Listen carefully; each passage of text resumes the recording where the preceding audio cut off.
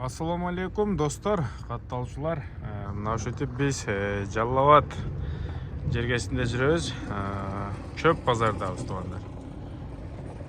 Бул жерде чөптүн баалары 200 сомдон башталып, жакшылары 400 сомго чейин экен.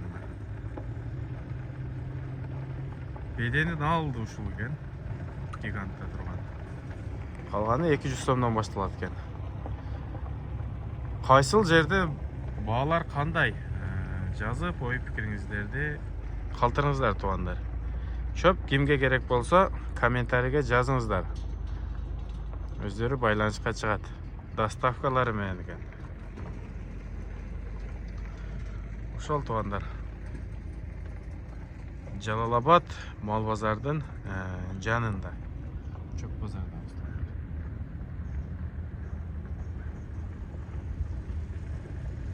400 сомдук пресс бар. Чоң